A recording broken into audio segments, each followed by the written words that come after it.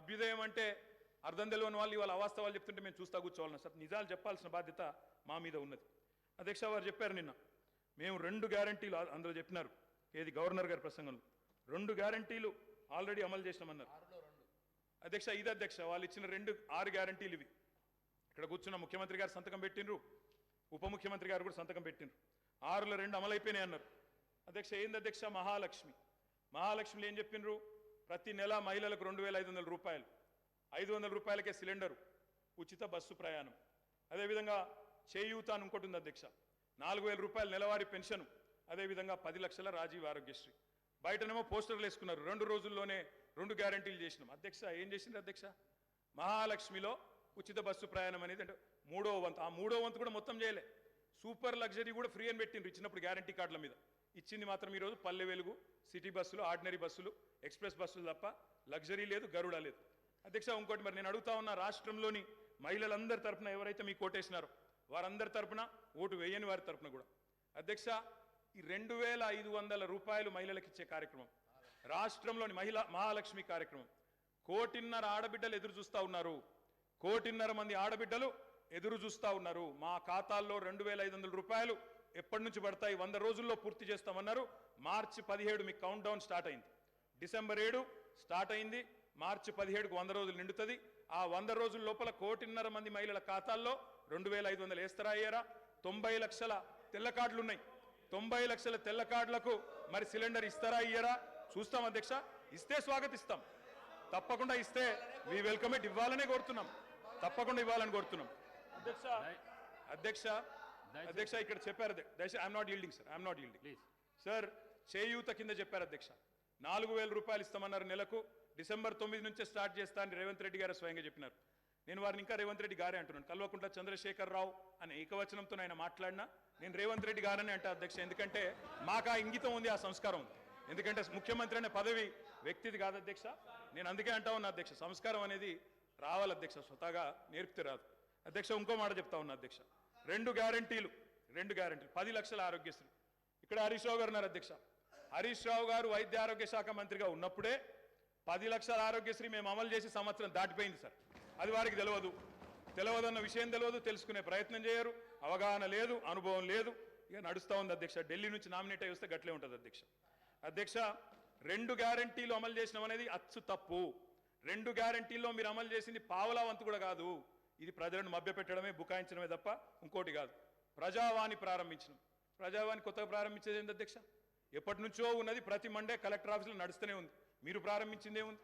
ఇనుప కంచెలు తీసేసినాం. నేను అడుగుతా ఉన్నా అధ్యక్ష, ఇనుప కంచెలు ఎవరేసినారు అధ్యక్ష? ఇనుప కంచెలు ఎవరేసినారు?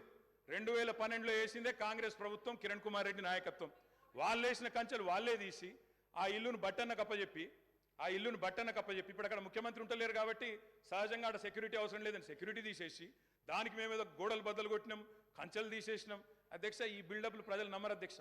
2012లో వాళ్ళే కంచెలేసి 2023లో వాళ్ళే తీసి ఏదో చేసినాం అంటే ప్రజలంతా పిచ్చివాళ్ళు కాదు అధ్యక్ష, అన్ని గమనిస్తూ ఉన్నారు అధ్యక్ష. నేను ఒకటే అంటా ఉన్నా అధ్యక్ష, వారు ఎన్ని చెప్పినారంటే అధ్యక్ష మాటలు, ఇగో మా బట్టన్న గ్యారంటీ ఇవ్వడమే కాకుండా గ్యారంటీ మీదకి వెళ్ళి అఫిడవిట్ ఇచ్చిండు సార్. 100 రూపాయల బాండ్ పేపర్ మీద మొత్తం మధుర నియోజకవర్గంలో మా బట్టన్న మొత్తం అఫిడవిట్ ఇచ్చుకుంటూ తిరిగిండు.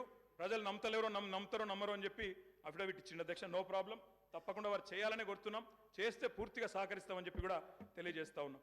ఇవాళ నాయకుడు రాహుల్ గాంధీ గారు చెప్పారు అధ్యక్ష, మొట్టమొదటి క్యాబినెట్లోనే 6 గ్యారంటీలకు చట్టబద్ధత తెస్తాం, మెగా డిఎస్సి మొట్టమొదటి క్యాబినెట్లోనే ఇస్తాం, 6 నెలల్లో డిఎస్సి పూర్తి చేస్తాం, రిక్రూట్మెంట్ చేస్తాం.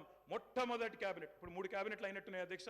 మరి మొదటి క్యాబినెట్ ఎడవైందో, 6 గ్యారంటీలకు చట్టబద్ధత ఎడవైందో చెప్పాలి అధ్యక్ష. రాహుల్ గాంధీ గారు చెప్పారు ఆదిలాబాద్లో. ఏం చెప్పారు అధ్యక్ష? 24 గంటల్లోనే, ఇది నేను చెప్తలేను అధ్యక్ష, హిందుస్థాన్ టైమ్స్ రాసింది, 24 గంటల్లోనే 2 లక్షల రూపాయల రుణమాఫీ చేస్తాం రైతులకు. ఇది రాహుల్ గాంధీ గారు చెప్పిన మాట, నిలబెట్టాలని చెప్పి నేను కోరుతా ఉన్నా. 24 గంటలు కాకపోయినా 24 రోజుల్లోనైనా నిలబెట్టండి అని చెప్పి నేను కోరుతా ఉన్నా అధ్యక్ష. వారు చెప్పినారు కౌలు రైతులకు బీమా రుణాలు, కౌలు రైతులకు బీమా. కౌలు రైతులు ఎదురు చూస్తున్నారు రాష్ట్రంలో, మరి రుణాలు ఇవ్వమని కోరుతా ఉన్నారు అధ్యక్ష. ఇది రేవంత్ రెడ్డి గారు చెప్పారు. కేసీఆర్ ఉంటే 5,000 వస్తాయి, కేసీఆర్ ఓడిపోతే 15,000 వస్తాయని చెప్పి డిసెంబర్ 9 నాడు స్వయంగా రేవంత్ రెడ్డి గారు చెప్పారు. ముఖ్యమంత్రి పదవిలో కూర్చున్నారు. మరి వారు డిసెంబర్ 9 దాటిపోయినట్టుంది. ఈరోజు డిసెంబర్ 16 అనుకుంటా. 15,000 ఏడబోయినాయి అని చెప్పి రైతులు అడుగుతా ఉన్నారు. రేవంత్ రెడ్డి గారు మీరు సమాధానం చెప్పేటప్పుడు చెప్పాలని కోరుతా ఉన్నాం. అధ్యక్ష వారు చెప్పారు బీసీలకు 1,00,000 కోట్లు, బీసీలకు సబ్ ప్లాన్ తెస్తాం, బీసీలకు ఎంబీసీ మంత్రిత్వ శాఖ తెస్తాం, బీసీలకు మేము బ్రహ్మాండంగా 1,00,000 కోట్లు కేటాయిస్తాం, సబ్ ప్లాన్ తెస్తామన్నారు. నిలబెట్టుకోండి, వెల్కమ్ చెప్తాం, తప్పకుండా స్వాగతిస్తాం. మోస్ట్ బ్యాక్వర్డ్ క్లాసెస్ కి స్పెషల్ మినిస్ట్రీ పెడతామన్నారు. అధ్యక్ష బీసీ డిక్లరేషన్ లో మోస్ట్ బ్యాక్వర్డ్ క్లాసెస్ కి స్పెషల్ మినిస్ట్రీ అన్నారు. ఇప్పటిదాకా కదలికున్నట్టు లేదు. వారికి నేను గుర్తు చేస్తా ఉన్నా. రాష్ట్రంలోని బలహీన వర్గాలు చూస్తా ఉన్నారు. సమాధానం చెప్పేటప్పుడు చెప్పాలని చెప్పి కూడా నేను కోరుతా ఉన్నా. మైనారిటీలకు sub plan, minority sub plan అన్నారు. బడ్జెట్ సెషన్లోనన్నా తెండి, తప్పకుండా మైనారిటీలకు బీసీలకు సబ్ ప్లాన్ తేవాలా. తేకపోతే తప్పకుండా ప్రధాన ప్రతిపక్షంగా మైనారిటీల తరపున బీసీల తరపున గొంతు విప్పుతామని చెప్పి కూడా నేను తెలియజేస్తా ఉన్నా. అధ్యక్ష ఆటో డ్రైవర్లకు నెలకు 1,200 ఇస్తాం, బోర్డు పెడతామని చెప్పి రాహుల్ గాంధీ గారు చెప్పారు. తప్పకుండా నిలబెట్టాలా. 7 లక్షల మంది ఆటో డ్రైవర్లకు ఇస్తామన్నారు. నిలబెట్టుకోవాలని చెప్పి నేను కోరుతా ఉన్నా. రాష్ట్రంలోని తమ్ముళ్ళు ఎదురు చూస్తా ఉన్నారు. మొదటి కేబినెట్లో మెగా డిఎస్సి అన్నారు, అతి లేదు గతి లేదు. అదేవిధంగా జాబ్ క్యాలెండర్ అన్నారు, టీఎస్పీఎస్సీ ప్రక్షాళన అన్నారు. మరి దాని మీద కూడా తప్పకుండా చెప్పాలా. అధ్యక్ష ఇంకా చెప్పారు అధ్యక్ష, మొదటి ఏడాదిలో 2 లక్షల ఉద్యోగాలు భర్తీ చేస్తామన్నారు. ఆ ఉద్యోగాల వివరాలు ప్రకటించాలని చెప్పి నేను డిమాండ్ చేస్తా ఉన్నా. తప్పకుండా చేయాలని చెప్పి కోరుతా ఉన్నా. ఇక మా సోదరుడు వివేక్ గారు కూడా మాట్లాడినారు అధ్యక్ష. మా వివేక్ అన్న కూడా చెప్పిండు 40,000 ఉద్యోగాలు ఇస్తా చెన్నూరులో అని చెప్పిండు అధ్యక్ష. చెన్నూరు ప్రజలు ఆశగా మా వివేక్ అన్న గురించి చూస్తున్నారు. తప్పకుండా 40,000 ఉద్యోగాలు ఇవ్వాలని చెప్పి కూడా నేను కోరుతా ఉన్నా అధ్యక్ష. అధ్యక్ష ఇంకా చాలా చెప్పారు అధ్యక్ష. ఇట్లా హామీలు 1, 2 కాదు అధ్యక్ష, చాలా చెప్పారు. We welcome it. మీరు నిలబెట్టుకోండి, తప్పకుండా నిలబెట్టుకోండి, తప్పకుండా బ్రహ్మాండంగా పనిచేయండి. మేము చేసిన దానికంటే ఎక్కువ పని చేయండి, మేము చేసిన దానికంటే ఎక్కువ పేరు సంపాదించుకోండి. 64 కాకపోతే ప్రజలు మీకు ఇంకా ఎక్కువ ఆశీర్వాదం ఇస్తారు. తప్పకుండా చేసుకోండి, మాకు అభ్యంతరం లేదు. అధ్యక్ష ఇంకొక మాట గవర్నర్ ప్రసంగంలో చెప్పారు అధ్యక్ష, మాకు చాలా విచిత్రం అనిపించింది. అమరుల త్యాగాలు, బలిదానాలు. ఎవరు అధ్యక్ష, ఎవరి వల్ల చనిపోయినారు ఈ అమరులు? యాదిరెడ్డి అనే తమ్ముడు ఢిల్లీకి పోయి ఎవరి పేరు రాసి పెట్టి చచ్చిపోయినాడు అధ్యక్ష. ఇక్కడ ఉన్న వాళ్ళకి వినబడతలేదు మా ఆర్తనాదాలు అని చెప్పి ఢిల్లీకి పోయి రాసి చనిపోయిన మాట వాస్తవం కాదా అధ్యక్ష? తెలంగాణ ఉద్యమాన్ని అనగా తొక్కింది ఎవరు అధ్యక్ష? 1952లో 7 మందిని చంపింది ఎవరు? 69లో 371 మందిని చంపింది ఎవరు? 2004 నుంచి 14 దాకా మరి 100 మంది ప్రాణాలు తీసుకున్నది ఎవరు? శ్రీకాంతచారి కానీ, యాదిరెడ్డి కానీ, యాదయ్య కానీ వారి మరణాలకు కారణం ఎవరు? బలి దేవత ఎవరు? ఇవన్నీ కూడా ప్రజలకు తెలుసు అధ్యక్ష. తప్పకుండా సరైన సమయంలో సరైన నిర్ణయం ప్రజలు తీసుకుంటారు అధ్యక్ష. బలి దేవత అన్నదెవరో కూడా ప్రజలకు తెలుసు అధ్యక్ష. కావాలంటే రికార్డు ప్లే చేయమంటే కూడా చేస్తా. బలి దేవత ఎవరు, బలి దేవత అని అన్నదెవరు, ఇవన్నీ కూడా ప్రజల ముందు ఉన్నాయి. తప్పకుండా చెప్తాం అధ్యక్ష. అధ్యక్ష పౌర హక్కుల గురించి మాట్లాడింది. నియంతృత్వం, నిర్బంధం, ఇక అది జోక్ ఆఫ్ ద మిలేనియం అధ్యక్ష. కాంగ్రెస్ పార్టీ నియంతృత్వం గురించి మాట్లాడడం, నిర్బంధం గురించి మాట్లాడడం, ప్రజాస్వామ్యం గురించి మాట్లాడడం.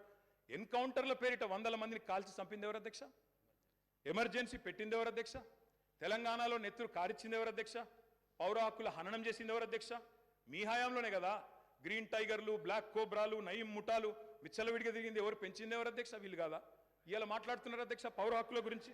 అధ్యక్ష మా సీతక్క గారికి తెలుసు, అధ్యక్ష పౌర హక్కుల గురించి. ఆనాడు చర్చల కోసం నక్సలైట్లను పిలిచి కాల్చి చంపింది ఎవరు అధ్యక్ష?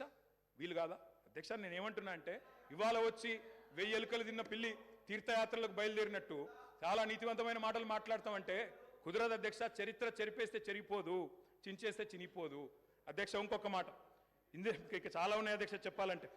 అధ్యక్ష ఒక్క మాట, విద్యుత్ రంగం గురించి చాలా చెప్పారు అధ్యక్ష. విద్యుత్ రంగం గురించి చాలా చెప్పారు అధ్యక్ష. విద్యుత్ రంగం మీద వాస్తవాలు చెప్పాల్సిన బాధ్యత మా మీద ఉంది. ఇవాళ శ్వేతపత్రాలు అంటున్నారు అధ్యక్ష. వీళ్ళు కొత్తగా ప్రచురించేది ఏం లేదు అధ్యక్ష, మేమే ప్రచురించిన వాళ్ళు. శ్వేతపత్రాలు ఇగో కోకొల్లలుగా, ఒకటి కాదు అధ్యక్ష, శాఖల వారీగా 10 సంవత్సరాలు తెలంగాణ దశాబ్ది ఉత్సవాల సందర్భంగా అన్ని శాఖల శ్వేతపత్రాలు మేము ప్రచురించినాం. కావాలంటే పంపిస్తాం. గదే అధికారులు, గదే ఐఏఎస్ అధికారులు, కొత్తగా వచ్చిన వాళ్ళు ఎవరు లేరు, వాళ్ళే ఉన్నారు, వాళ్ళే ఇస్తారు. గదే లెక్క. మీరు తిమ్మిని బమ్మిని చేస్తామన్నా, మసిపూసి మారేడుకాయ చేస్తామన్నా మార్చగలిగింది ఏం లేదు. ఆల్రెడీ శ్వేతపత్రాలు ఉన్నాయి సార్. కొత్త ప్రచురించేది ఏమీ లేదు, వాళ్ళు కొత్తగా సాధించేది కూడా ఏం లేదు అధ్యక్ష. అధ్యక్ష ఆనాడు కాంగ్రెస్ పరిపాలనలో ఎట్లా ఉండేది అధ్యక్ష? విద్యుత్ రంగం కాలిపోయే మోటార్లు, పేలిపోయే ట్రాన్స్ఫారంలు, ఎక్కడికక్కడ మొత్తం లో వోల్టేజ్ సమస్యలు, దొంగలు వచ్చే కరెంటు కోసం, అర్ధరాత్రి వచ్చే కరెంటు కోసం బాయికాడ పోయి పండుకునే పరిస్థితులు. ఇప్పుడే ఇందాక రేవంత్ రెడ్డి గారు మాట్లాడింది నేను చెప్పాను అధ్యక్ష. ఆఖరికి ఎవరైనా చనిపోతే నెత్తి మీద నీళ్లు చల్లుకుందామంటే నీళ్లు లేని పరిస్థితి అధ్యక్ష.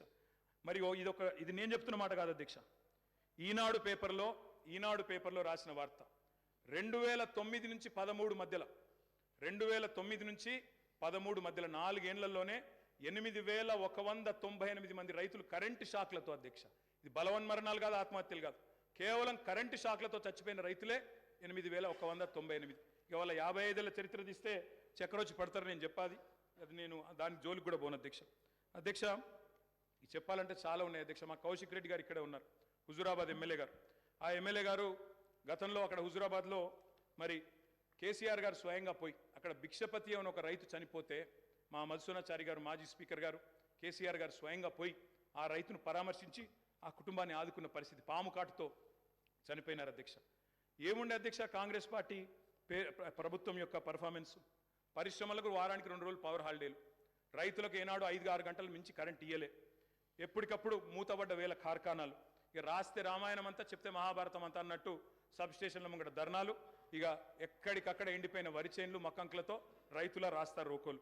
అధ్యక్ష ఆనాడు విద్యుత్ శాఖ మంత్రిగా ఆర్థిక శాఖ మంత్రిగా రోషయ్య గారు ఉండేది అధ్యక్ష, కొనిజేటి రోషయ్య గారు స్వయంగా ఒకసారి స్టేట్మెంట్ ఇచ్చినారు.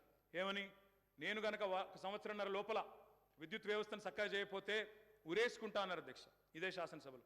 సంవత్సరంన్నర తర్వాత తుమ్మల నాగేశ్వరరావు గారు ఇంకా పెద్దలు వారందరికీ తెలిసి ఉండాలి, గుర్తుండాలి, ఆ రోజు రోషయ్య గారు బ్యాగులో పెట్టుకుని తెచ్చుకున్నారు అధ్యక్ష ఉరితాడు, నా వల్ల కాలేదు ఇక ఉరేసుకోవడానికి నేను రెడీగా ఉన్నా అని చెప్పి ఇదే శాసనసభకి ఉరితాడు కూడా తెచ్చుకున్నారు అధ్యక్ష. అది వీళ్ళ పర్ఫార్మెన్స్ అధ్యక్ష. విద్యుత్ సంస్థల లెక్కలు చెప్పిన అధ్యక్ష, లెక్కలు తప్పకుండా లెక్కలు చెప్పాలా, నేను లెక్కలు చెప్పాను. అప్పుల పాలు చేశామన్నారు, అప్పుల పాలు గౌరవ శాసనసభ్యులకు సబ్జెక్ట్ చెప్ప ఏం చెప్తున్నా లెక్కలు చెప్తున్నా సార్, లెక్కలు చెప్తున్నా. స్వర్గీయ రోషయ్య గారు ఈ భూమి మీదనే లేడు కాబట్టి ఆయన పేరు తీసుకోవాల్సిన అవసరం లేదు. ఓకే సార్, ఎవరైనా బతికున్న వాళ్ళు ఉంటే వాళ్ళ పేరు తీసుకో తప్పకుండా సార్. స్వర్గీయ రోషయ్య గారి గురించి నేనేమన్నా తప్పుగా మాట్లాడితే మీరు చర్య తీసుకోవచ్చు సార్, అది మీ డెసిషన్ సార్. అది అధ్యక్ష మీరు విద్యుత్ సంస్థల అప్పుల లెక్క చెప్పిండ్రు, నేను ఆస్తుల లెక్క చెప్తా సార్. అధ్యక్ష 81,516 కోట్ల అప్పు చేసిపోయిండ్రు అన్నారు అధ్యక్ష. కానీ కేసీఆర్ గారి ప్రభుత్వం తెలంగాణ రాష్ట్రం ఏర్పడిన తర్వాత సృష్టించిన ఆస్తుల గురించి చెప్పలేదు అధ్యక్ష.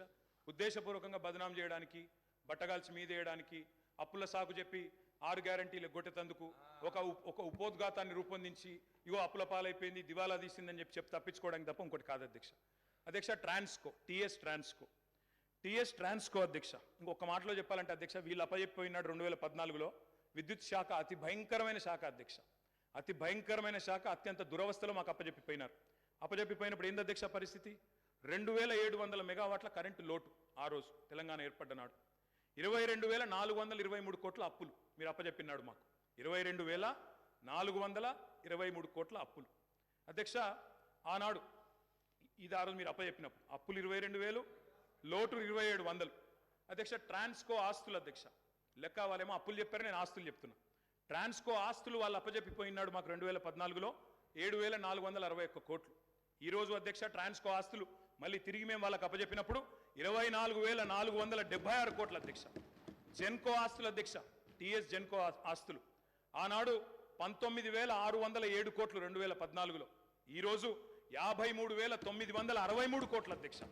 అధ్యక్ష డిస్కామ్లు ఎన్పీడీసీఎల్, ఎస్పీడీసీఎల్ ఆ రోజు వీళ్ళు మాకు అప్పచెప్పిపోయినాడు మరి చాలా తక్కువ ఉండే అధ్యక్ష. ఈరోజు ఆస్తులు చూస్తే 59,132 కోట్లు, 81,000 కోట్ల అప్పులు అన్నారు అధ్యక్ష. కానీ ఆస్తులు మా ప్రభుత్వం సృష్టించింది మొత్తంగా కలిపితే 1,37,571 కోట్లు. ఇది వాస్తవం అధ్యక్ష. ఆస్తులు మాత్రం చూపెట్టకుండా అప్పులు మాత్రం చూపెట్టి తిమ్మిని బమ్మిని చేసి ఏదో బుకాయించేదో చేస్తాం, జాదుగర్ చేస్తామంటే కుదరదు అధ్యక్ష. అధ్యక్ష మొత్తం డిస్టర్బే చేశారు అధ్యక్ష. I'm just getting started. మీరు దయచేసి మొత్తం 5 మంత్రులు ముఖ్యమంత్రి గారు డిస్టర్బ్ చేశారని మాట్లాడే అవకాశం ఇవ్వలేదు. ఇంకోటి నేను సబ్జెక్టే మాట్లాడుతున్నా సార్, ఒక్కటి కూడా అన్పార్లమెంటరీ మాట మాట్లాడలేదు, సబ్జెక్ట్ తప్ప ఇంకో మాట మాట్లాడలేదు. అవకాశం ఇవ్వండి. ప్రతిపక్షాలు నిర్మాణాత్మకమైన సూచనలు చేస్తే వారు వెల్కమ్ చెప్తానన్నారు, అందుకే చెప్తున్నా అధ్యక్ష. అధ్యక్ష 4,000 మెగావాట్ల యాదాద్రి థర్మల్ పవర్ ప్రాజెక్ట్ అధ్యక్ష దామరచెర్ల మండలం మిర్యాలగూడలో పెట్టినాము. అది రేపో మాపో కమిషన్ అవుతుంది, తప్పకుండా దాన్ని కూడా మరి పూర్తి స్థాయిలో నిర్మించాలని ప్రభుత్వాన్ని కోరుతా ఉన్నా. 1,080 మెగావాట్ల భద్రాద్రి అధ్యక్ష, దాన్ని కూడా నిర్మించాం. 800 మెగావాట్ల కేటీపీఎస్ ప్లాంట్లు మరి పూర్తి స్థాయిలో నిర్మాణం చేసినాం అధ్యక్ష. తప్పకుండా దాన్ని కూడా వారు పూర్తిగా మరి సవ్యంగా ముందుకు తీసుకొని పోవాలని కోరుతా ఉన్నా అధ్యక్ష. అధ్యక్ష, ఇంకా విద్యుత్ రంగానికే వస్తే నేను ఒక మాట అడుగుతా ఉన్నా అధ్యక్ష. అధ్యక్ష, ఉదయ్ స్కీమ్లో చేరినాం అధ్యక్ష. కేంద్ర ప్రభుత్వం ఆనాడు మమ్మల్ని అడిగింది, డిస్కామ్లు లాస్ట్లో ఉన్నాయి, ఉదయ్ అనే స్కీమ్ తెస్తున్నాము, ఆ డిస్కామ్లకు ఉన్న అప్పుల్ని మీరు స్టేట్ బ్యాలెన్స్ షీట్ మీద తీసుకోండి, మెయిన్ బడ్జెట్లో తీసుకోండి అంటే ఆనాడు స్టేట్ బడ్జెట్ మీద మీరు వదిలిపెట్టిపోయిన అప్పుల్ని 11,000 కోట్ల అప్పులు డిస్కామ్లకు ఉంటే వాటిని తీసుకోవడమే కాకుండా 9,000 కోట్లు చెల్లించిన ఘనత కేసీఆర్ గారి ప్రభుత్వం అనే మాట వారికి నేను విజ్ఞప్తి చేస్తా ఉన్నా అధ్యక్ష. అధ్యక్ష, ఇంకొక మాట, ఇక్కడ విద్యుత్ శాఖ మంత్రి గారు లేరనుకుంటాను అధ్యక్ష, ముఖ్యమంత్రి గారి దగ్గరే ఉందేమో, బట్టి గారి దగ్గర ఉన్నట్టుంది అధ్యక్ష. బట్టి అన్న కూడా వినాలా అధ్యక్ష. విద్యుత్ సంస్థలు, విద్యుత్ ఉత్పత్తి కేంద్రాలకు ఒక ప్రత్యేకత ఉంటుంది అధ్యక్ష. సెల్ఫ్ హైపాతికేషన్ ఉంటుంది అధ్యక్ష. సెల్ఫ్ హైపాతికేషన్ అంటే ఏంది అధ్యక్ష? అంటే ఆస్తుల నిర్మాణం జరుగుతూ ఉంది కాబట్టి ఒక అప్పు తీసుకొచ్చి పిఎఫ్సి ద్వారానో ఆర్ఈసీ ద్వారానో దబ్బను ఒకవేళ అప్పు కట్టకపోతే ఆ విద్యుత్ కేంద్రాన్ని పూర్తిగా ఓనర్షిప్ తీసుకొని అమ్మేసి కావాలంటే అప్పును పూడ్చుకునే శక్తి ఉంటుంది అధ్యక్ష. అంటే ఆస్తి సృష్టిస్తే అప్పు కట్టడానికి పరపతి ఉంటుందనే ఉద్దేశంతో దాన్ని సెల్ఫ్ హైపాతికేషన్ అంటారు. అక్కడ గవర్నమెంట్ ఇచ్చేది కేవలం గ్యారంటీ మాత్రమే బట్టన్న, మీరే ఫైనాన్స్ మినిస్టర్ కూడా. కాబట్టి దాన్ని ఏదో 81,000 కోట్ల అప్పు అని చెప్పి ఇవాళ ఆ గృహజ్యోతి అనే కార్యక్రమం నుంచి మీరు ఏదో ఎగ్గొట్టడానికి తప్పుకునేటట్టు ప్రయత్నం చేస్తున్నట్టు కనబడుతుంది తప్ప ఇంకోటి కాదు. దయచేసి మహిళలకు ఇచ్చిన మాట, రాష్ట్రంలోని మధ్యతరగతి కుటుంబాలకు ఇచ్చిన మాట 200 యూనిట్లు ఫ్రీగా ఇస్తామని నిలబెట్టుకోండి. అప్పుల కంటే ఆస్తులు ఎక్కువ ఉన్నాయి. 1,37,571 కోట్ల ఆస్తులు సృష్టించి మీకు అప్పచెప్పాం, సవ్యంగా నడపండి అని చెప్పి కూడా నేను విజ్ఞప్తి చేస్తా ఉన్నాను అధ్యక్ష. నేను ఇంకొక మాట అడుగుతా ఉన్నా అధ్యక్ష. విద్యుత్ ప్లాంట్లు కట్టడం తప్ప అధ్యక్ష? 2,700 మెగావాట్ల లోటుతో మీరు అప్పచెప్పిపోతే వాటిని అలా పెంచి బ్రహ్మాండంగా 19,000 మెగావాట్లకు చేర్చడం మేము చేసిన తప్ప? 7,700 మెగావాట్ల నుంచి 19,000 మెగావాట్ల సామర్థ్యాన్ని పెంచడం తప్ప? ఇవాళ రాబోయే సంవత్సరంలో మీరే ఎంజాయ్ చేస్తారు. 25,000 మెగావాట్లకి ఆ కెపాసిటీ పెరగబోతా ఉంది. రాష్ట్రంలో విద్యుత్ వినియోగం ఎంత పెరిగినా మీరే కదా రేపటి రోజున ప్రభుత్వాన్ని నడిపేది. వచ్చే సంవత్సరంలో కూడా తప్పకుండా మీకే ఆ వెసులుబాటు ఉంటుంది. Government is a permanent institution అధ్యక్ష. కాబట్టి ఆ విషయంలో బేసిజాలు అవసరం లేదు. మరి మీరు కొంత చేసినారు, మేము ఇంకా బాగా చేసినాం. 7,700 నుంచి 25,000 మెగావాట్లకు తీసుకొని పోయినాం. అభినందించండి. నిజంగా మేము గతంలో రాజశేఖర రెడ్డి గారిని, చంద్రబాబు నాయుడు గారిని, గతంలో పనిచేసిన ముఖ్యమంత్రుల్ని, మా ముఖ్యమంత్రి గారు స్వయంగా ఆనాడు అక్కడ కూర్చున్నప్పుడు లేచి మరీ అభినందించినారు. గతంలో పనిచేసిన వాళ్ళు కూడా బాగా పనిచేశారు, మేము కూడా ట్రై చేస్తామని చెప్పాను తప్ప ఎవరూ ఏం చేయలేదన్న మాట ఎన్నడూ చెప్పలేదు అధ్యక్ష. అధ్యక్ష, ఒక ఛాలెంజ్గా తీసుకున్నాం అధ్యక్ష విద్యుత్ సంస్థల్ని నడపడం, రాష్ట్ర ప్రజలకు నాణ్యమైన విద్యుత్ ఇవ్వడం అనేది. మేము వచ్చినాడు నార్త్ సౌత్ లింక్ కారిడార్ లేదు, పక్క రాష్ట్రం పీపీఎల్ రద్దు చేసుకుంది, లోవర్ సీలేర్ ప్లాంట్ గుంజుకున్నారు, విభజన చట్టం ప్రకారం ఇవ్వడానికి ఒప్పుకోలేదు. ఇవన్నీ ఉండగా ఆనాడు ఇవాళ మేము చేసిన కృషి వల్ల మరి తలసరి విద్యుత్ వినియోగంలో ఆనాడు 2014లో 1,196 యూనిట్లుంటే ఈరోజు 2,349 యూనిట్లు, highest in the country per capital consumption of power, number 1 Telangana అధ్యక్ష. విద్యుత్ వినియోగం అనేది మన డెవలప్మెంట్ కూడా ఒక కొలమానం అధ్యక్ష. దాన్ని కూడా ప్రభుత్వం అర్థం చేసుకోవాలని నేను కోరుతా ఉన్నా అధ్యక్ష. ఆనాడు రాష్ట్ర పీక్ డిమాండ్, వాళ్ళు ఉన్ననాడు పీక్ డిమాండ్ వాజ్ 5,661 మెగావాట్స్ అధ్యక్ష. మేము దిగిపోయే నాటికి 15,497 మెగావాట్లకి పీక్ డిమాండ్ పెరిగింది. ఉమ్మడి రాష్ట్రం కంటే మరి పీక్ డిమాండ్ పెరిగింది. వ్యవసాయ మోటార్ కనెక్షన్ల అధ్యక్ష, వ్యవసాయ స్థిరీకరణ చేసినాం కాబట్టే, చెరువులు బాగా చేసినాం, భూగర్భ జలాలు పెంచినాం కాబట్టే, రైతులకు వ్యవసాయాన్ని పండుగ చేసినాం కాబట్టే, వాళ్ళు ఇచ్చిపోయినాడు ఆనాడు 19 లక్షల పంప్ సెట్లుంటే, వ్యవసాయ పంప్ సెట్లుంటే, మా ప్రభుత్వంలో అధ్యక్ష అవి 28 లక్షల పంప్ సెట్లు అయినాయి అధ్యక్ష. ఒక్క రైతులకు విద్యుత్ ఇవ్వడానికి ఉచితంగా 24 గంటల ఉచిత విద్యుత్ ఇవ్వడానికి అధ్యక్ష మేము ఖర్చు పెట్టింది సంవత్సరానికి 1,000 కోట్ల రూపాయలు అధ్యక్ష. మొత్తంగా చూసినట్టయితే అధ్యక్ష 12,000 కోట్ల అధ్యక్ష. సంవత్సరానికి 1,000 కోట్లు, 10 ఏళ్లలో దాదాపు 12,000 కోట్లు ఖర్చు పెట్టినాం అధ్యక్ష. సంవత్సరానికి 10,000 కోట్లు మన్నించాలి అధ్యక్ష. విద్యుత్ ఉత్పత్తి సరఫరా వ్యవస్థను మెరుగుపరచడానికి, అస్తవ్యస్తంగా ఉన్న డిస్ప్రపోర్షనేట్గా ఉన్న డిస్ట్రిబ్యూషన్ చక్కగా చేయడానికి మేము పెట్టిన ఖర్చు అధ్యక్ష 98,726 కోట్లు అధ్యక్ష. మాటలతో, ఊకదంపుడు ఉపన్యాసాలతో, ఎటుబడితే అటు గావు కేకలతో విద్యుత్ సంస్థలను సరిచేయలేము అధ్యక్ష. పెట్టుబడి పెట్టాలి. పెట్టుబడి ఉత్పాదక రంగంలో పెడితే దాన్ని పెట్టుబడిగా చూడాలి తప్ప అప్పు అని మాట్లాడడం అనేది శుద్ధ తప్పు అధ్యక్ష.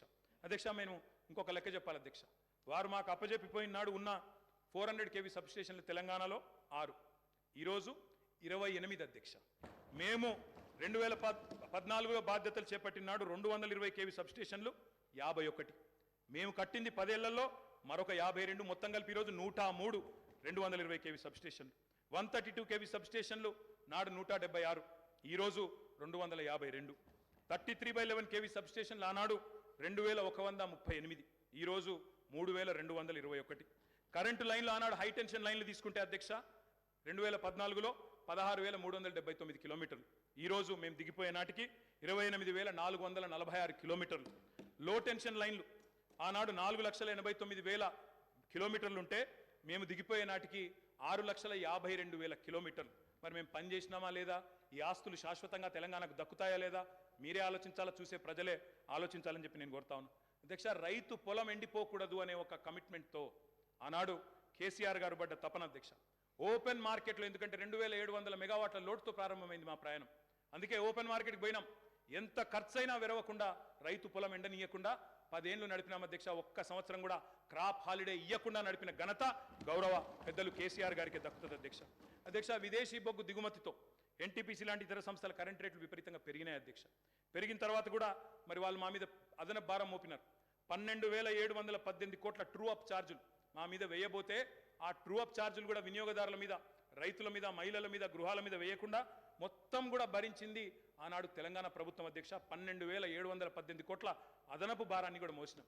ఇవాళ అప్పులు మాత్రమే చెప్పి ఆస్తుల గురించి చెప్పకుండా తప్పించుకుంటామంటే కుదరదు అధ్యక్ష. నేను అడుగుతా ఉన్నా అధ్యక్ష, ఈ ప్రభుత్వాన్ని మాకు దృఢమైన చిత్తం ఉంది. మోటార్లకు మీటర్లు పెట్టం అని తెగేసి చెప్పినాం. అదనంగా 25-30 వేల కోట్లు నష్టం వస్తున్నా తెగేసి గట్టిగా నిలబడ్డం, రైతులకు అన్యాయం చేయమని చెప్పినాం. ఈ ప్రభుత్వం ఆ మాట మీద నిలబెడుతుందా లేదా మోటార్లకు మీటర్లు పెడుతుందా చెప్పాలని చెప్పి కూడా నేను గౌరవ ముఖ్యమంత్రి గారిని కోరుతా ఉన్నా. రాష్ట్రంలోని రైతులందరి పక్షాన కూడా తప్పకుండా ప్రశ్నిస్తా ఉన్నా. ఉచిత విద్యుత్తును ఊడగొట్టే పన్నాగాన్ని ప్రతిఘటించినాం అధ్యక్ష. నేను ఒకటే కోరుతా ఉన్నా, కొత్తగా వచ్చిన ప్రభుత్వం ఒకటి కోరుతా ఉన్నా అధ్యక్ష, విద్యుత్ విషయంలో 3 గంటల కరెంటు, 10 హెచ్పీల మోటార్లు, ఆ మాటలు వినవద్దనే కోరుకుంటున్నాం అధ్యక్ష. 24 గంటల కరెంటే ఉండాలని కోరుకుంటున్నాం. వ్యవసాయానికి 24 గంటల కరెంటే ఉండాలా, గృహాలకు 24 గంటల కరెంటే ఉండాలా, పరిశ్రమలకు కూడా మళ్ళీ పవర్ హాలిడే ఇచ్చే దుస్థితి రాకూడదని కోరుతా ఉన్నాం. వారే పిలుపునిచ్చారు అధ్యక్ష, కరెంటు బిల్లులు కట్టొద్దు, మేము వచ్చేస్తున్నాం కట్టకండి అన్నారు. మరి రాష్ట్రంలో ప్రజలు కట్టబోవడం లేదు. మరి వెంటనే మీరు గృహజ్యోతి కార్యక్రమాన్ని ప్రారంభించి మరి ఆ ఇచ్చిన హామీని కూడా నెరవేర్చాలని చెప్పి కూడా నేను కోరుతా ఉన్నా అధ్యక్ష. వ్యవసాయం విషయానికి వస్తే అధ్యక్ష, ఆనాడు మీకు తెలుసు అధ్యక్ష, ఎండిన చెరువులు, ప్రాజెక్టులు కట్టలేదు, రకరకాల అవస్థలు. ఒక్కొక్క ప్రాజెక్ట్ ఎస్ఆర్ఎస్పి కానీ అప్పర్ మానేరు, నా కాన్స్టిట్యున్సీ అధ్యక్ష, అప్పర్ మానేరు అధ్యక్ష 12 ఏళ్ళకి ఒకసారి నిండేది. కుడెల్లి వాగులో, మంజీరాలో నీళ్ళే వచ్చేది కాదు అధ్యక్ష. ఆనాడు ఎన్నడూ ప్రాజెక్టుల విషయంలో పెద్దగా పట్టించుకోలేదు అధ్యక్ష. మరి ఇక నేను మళ్ళీ ఎక్కువ మాట్లాడితే ఎక్కువ మాట్లాడినాను అంటారు అధ్యక్ష, నేను దాని జోలికి పోను. ఆ రోజు కాంగ్రెస్ పరిపాలనలో పరిస్థితి ఏంటంటే అధ్యక్ష, కొంతమంది రైతులది వాళ్ళ ఇంటి పేరే ఆఖరికి వ్యవసాయంలో వచ్చిన ఛాలెంజ్ల వల్ల వాళ్ళ ఇంటి పేర్లే మారిపోయిన పరిస్థితి. నల్గొండ పక్కకు మూషంపల్లి అని ఒక ఊరు ఉంటుంది అధ్యక్ష. ఆ ఊళ్ళో రామరెడ్డి గారు అని ఒక పెద్ద మనిషి, పాపం ఆయన 54 బోర్లేసి, బోర్లు వడక ఆఖరికి ఆయన ఊళ్ళో ఆయన పెట్టిన పేరే బోర్ల రామరెడ్డి. బొక్కబోర్ల పడ్డ రామరెడ్డి, బొక్కబోర్ల పడ్డ వ్యవసాయం, బోర్ల రామరెడ్డి ఆయన ఇంటి పేరు అయిపోయింది అధ్యక్ష. అది ఆనాడు పరిస్థితి అధ్యక్ష, చుక్క నీరు రాని పరిస్థితి. అదేవిధంగా అధ్యక్ష, మా శ్రీధర్ బాబు గారికి తెలుసు, ఆయన మంత్రిగా ఉండే ఆనాడు, నేను ఎమ్మెల్యేగా ఉంటే 2009-10లో. ఆ రోజు అధ్యక్ష వెంకటాపూర్ అనే ఊరు, ఎల్లారెడ్డిపేట మండలం, ఒక దళిత రైతు మునిగే ఎల్లయ్య అనే రైతు ఎరువుల కోసం లైన్లో నిలబడి సొమ్మసిల్లిపోయి అక్కడే మూర్ఛ వచ్చి మరణించిన పరిస్థితి. ఇది నేనేం వక్రీకరిస్తలేను, ఏం వేరే చెప్తలేను అధ్యక్ష, ఉన్న వాస్తవాలే చెప్తా ఉన్నా. ఆ రోజు మీరు మంత్రిగా ఉన్నారు అధ్యక్ష. ఇట్లా ఎన్నో ఉన్నాయి అధ్యక్ష. వారి పరిపాలనకి మా పరిపాలనకి తేడా ఏంటంటే అధ్యక్ష, ఒక సంవత్సరం కిందట మా సురభి వాణీదేవి గారు ఎమ్మెల్సీ ఎన్నికల్లో నేను ప్రచారం చేస్తూ ఉంటే అధ్యక్ష, ఒకరోజు కాలేజీల యాజమాన్యాలతో మీటింగ్ పెట్టినాను. మీటింగ్ పెట్టినప్పుడు అందరు యాజమాన్యాలు వచ్చినారు. వస్తే నేను కొద్దిసేపు ఉపన్యాసం చెప్పి, మేము బాగా పనిచేస్తున్నాం, మాకు ఓటేయండి అని చెప్పి పొద్దున బ్రేక్ఫాస్ట్ మీటింగ్. వాళ్ళందరూ చాలా గంభీరంగా ఉన్నారు సార్. గంభీరంగా ఉంటే నాకు అనుమానం వచ్చింది, వీళ్ళు ఓట్లు వేస్తారా లేదా ఏం సంగతి అని చెప్పి అక్కడ పెద్ద మనిషి దగ్గర పోయి అడిగినాను సార్. అయ్యా పెద్ద మనిషి, మరి మీరేం సార్ ఇంత సీరియస్గా ఉన్నారు, ఓటేస్తారా లేదా అని అడిగిన. ఆయన అన్నారు, ఒక్క నిమిషం మైక్ ఇస్తారా నాకు అన్నారు. తీసుకోండి అని చెప్పినాను సార్. ఆయన పేరు అధ్యక్ష, ఆ పెద్ద మనిషి పేరు కృష్ణారెడ్డి గారు. మన ఐతవోలోనే ఊరు, మన మహబూబ్ నగర్ జిల్లా, పూర్వ మహబూబ్ నగర్ జిల్లా, ప్రస్తుత నాగర్ కర్నూలు జిల్లా అధ్యక్ష. ఆయన గొప్ప మాట చెప్పినారు అధ్యక్ష. ఆయన ఏమన్నారంటే, నా పేరు కృష్ణారెడ్డి అండి, నేను ఎస్విఎస్ అనే మెడికల్ కాలేజ్ నడుపుతాను మహబూబ్ నగర్ జిల్లాలో. మరి ఒకప్పుడు నా ఊరిలో ఏమయ్యా కృష్ణారెడ్డి, నీ చేను ఎక్కడ ఉంది అంటే చెరువు కింద ఉంది అని చెప్పేటోన్ని, కానీ కేసీఆర్ గారి ప్రభుత్వం వచ్చిన తర్వాత నా చేను చెరువు కింద లేదు, నా చేను కిందికే చెరువు వచ్చింది అని ఆ కృష్ణారెడ్డి గారు చెప్పారు అధ్యక్ష. ఇది నేను చెప్పేదేమి అతిశయోక్తి కాదు అధ్యక్ష. కావాలంటే ఆ కృష్ణారెడ్డి గారిని పిలిపించి మీరు కూడా అడగొచ్చు, వారే చెప్తారు. అధ్యక్ష ఒక్క మాట అధ్యక్ష, ఇవాళ తెలంగాణలో పుట్ల కొద్ది పంటలు, ఎటు చూసినా ధాన్యం గుట్టలు అధ్యక్ష. ఎక్కడ పోయినా ఏ రోడ్డు కన్నా పోండి అధ్యక్ష మీరు రాష్ట్రంలో ధాన్యం గుట్టలు, రైతుల కళ్ళం నిండా గింజలు. అధ్యక్ష డిస్టర్బ్ చేశారు వాళ్ళే, అయినా మీరు నా మొదటి స్పీచ్ మీరు స్పీకర్ అయిన తర్వాత మీరు అగ్రికల్చర్ సార్, అది కూడా రైతుల సబ్జెక్ట్, నేనేమి సబ్జెక్టు మాట్లాడుతున్నా తప్ప ఎక్కడ పోవట్లేదు. I'm speaking strictly on subject sir, విమర్శలు కూడా నేను చేయట్లేదు. అధ్యక్ష రైతు కళ్ళం నిండా గింజలు ఉన్నాయి, పల్లెం నిండా మెతుకులు ఉన్నాయి సార్. దేశానికే గుమ్మిగా మారింది సార్ ఇవాళ తెలంగాణ.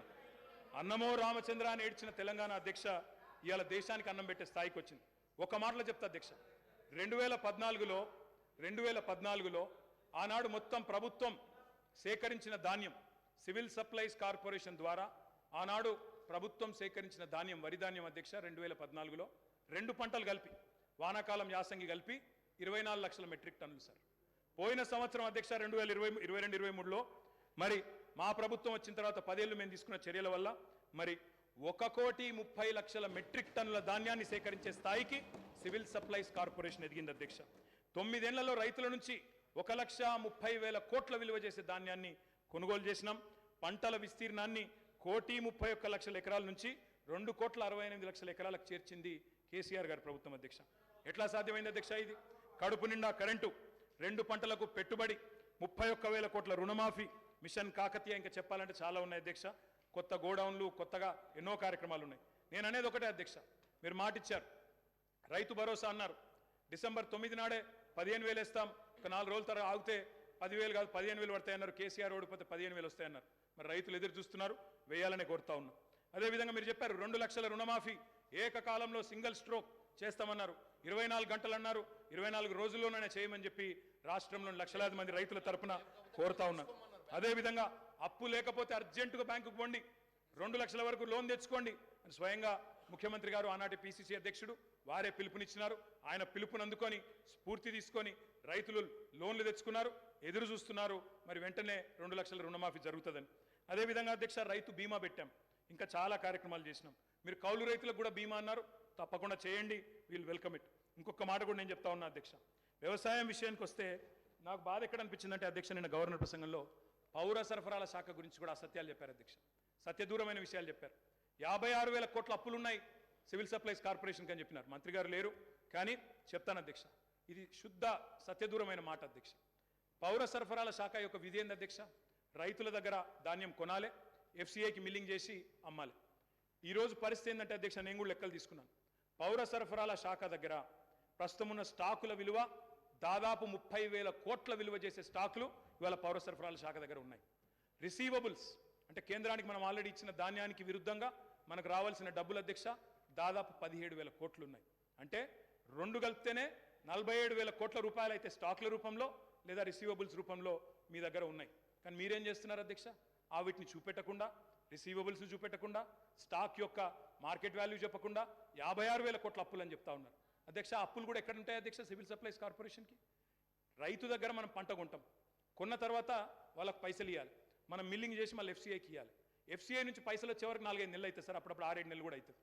ఆ ఇంటరిమ్ పీరియడ్లో రైతుకు మనమే పైసలు ఇస్తాం కాబట్టి ఆ మిత్ ఏదైతే జరుగుతుందో దాని మీద వచ్చిన దాన్ని కూడా అప్పు కింద చూపెట్టే పరిస్థితి చేసినారు అధ్యక్ష. అంటే 7-8 కోట్ల అప్పు లేదా 9,000 కోట్ల అప్పు ఉంటే అది కూడా ఎందుకు వచ్చింది అధ్యక్ష? రైతుకు మిత్తి దాకొద్దు, రైతుకు సకాలంలో పేమెంట్ ఇవ్వాలని చెప్పి మేము చేసిన ప్రయత్నాన్ని అభినందించకపోగా ఇవాళ ఈ రకంగా బట్టగాల్చి మీదేసే ప్రయత్నం ఏదైతే చేస్తూ ఉన్నారో ఇది కరెక్ట్ కాదు అధ్యక్ష. ఇంకొక మాట అధ్యక్ష, అప్పుల గురించి చెప్పారు. ఇంకొక మాట అన్నారు అధ్యక్ష, చాలా బాధాకరం.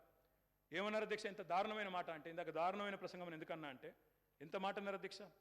రాష్ట్రం దివాలా తీసింది అన్నారు అధ్యక్ష. దివాలా తీసింది రాష్ట్రం కాదు అధ్యక్ష, దివాలా తీసింది మీ రాజకీయ ప్రసంగం అధ్యక్ష. దివాలా కోరు ప్రసంగం అది. ఎందుకంటున్నా అధ్యక్ష అంటే ఇట్స్ పొలిటికలీ ఇంటెలెక్చువలీ బ్రాంక్రప్ట్ స్పీచ్ అది అధ్యక్ష. నేను ఒక్క మాట చెప్తాను అధ్యక్ష, ఎట్లుందంటే తెలంగాణలో సామెత ఉంటుంది సార్, గుమ్మి నిండా వడ్లు ఉండాలి, గూటం వల్ల పిల్లలు ఉండాలన్నట్టు. గుమ్మి నిండా వడ్లు అట్లే ఉండాలి భద్రంగా, పిల్లలు మాత్రం గూటాలు లెక్క తయారు కావాలన్నట్టు. అవుతుందా సార్? గుమ్మిల వడ్లు కొంత తీస్తేనే కదా పిల్లలకు కొంత పెట్టగలిగేది.